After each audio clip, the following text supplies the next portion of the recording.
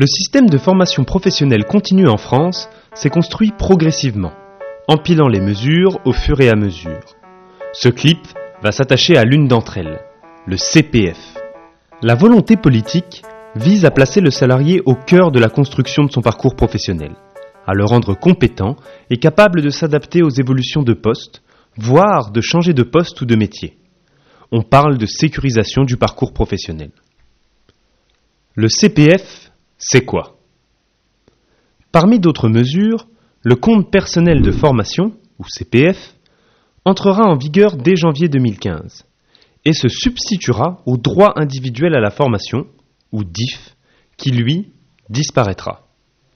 Avec le CPF, chacun, de son entrée dans la vie active jusqu'à sa retraite, dispose d'un compte de formation pour se qualifier, développer ses compétences, quel que soit le moment. Qu'il soit dans l'emploi ou demandeur d'emploi, son compte lui appartient et l'accompagne dans son parcours professionnel. Ainsi, chaque personne entrant sur le marché du travail, s'il a au moins 16 ans, se voit attribuer un compte personnel de formation. Pour un apprenti, cela se fait dès 15 ans. Ce compte est crédité en heures tout au long du parcours professionnel de son propriétaire. En situation d'emploi, chaque année travaillée à temps plein donne droit à un crédit de 24 heures, et ce, jusqu'à obtenir 150 heures, au terme de 7 ans et demi. Pour un travail à temps partiel, le montant est proportionnel au temps travaillé, sauf convention collective plus favorable. Mais que faire de ce crédit ? Eh bien, profiter d'une formation afin d'obtenir le socle de connaissances et de compétences. Ou encore, pour bénéficier d'un accompagnement à la VAE, ou validation des acquis professionnels, afin d'obtenir tout ou une partie d'un diplôme par la prise en compte de son expérience professionnelle. Ou enfin, pour obtenir une certification parmi celles proposées dans les listes élaborées par les partenaires sociaux, l'État ou les régions. Mais le crédit d'heures de mon compte n'est peut-être pas suffisant pour mon projet. Dans ce cas, il est possible de trouver d'autres sources complémentaires. On parle d'abondement. Au moment de ma demande, si je suis salarié, je peux étudier le financement de mon action de formation avec mon employeur, l'OPCA, dont mon entreprise dépend, un OPACIF, ou contribuer moi-même. Si au contraire, je suis en recherche d'emploi, je peux solliciter Pôle emploi, l'État ou ma région.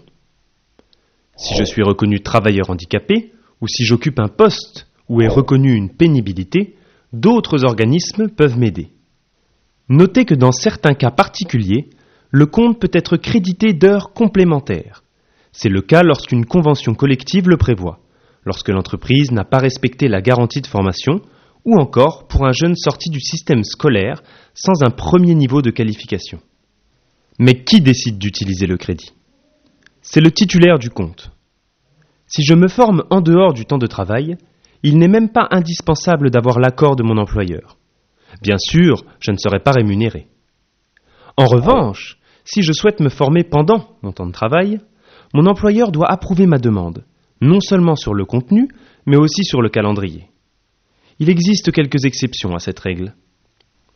Et puis-je consulter mon compte ?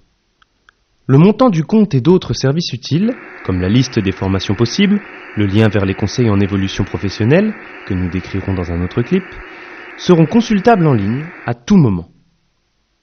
En conclusion, le CPF est un nouveau droit à la formation qui accompagne son propriétaire tout au long de sa carrière, même en période de recherche d'emploi.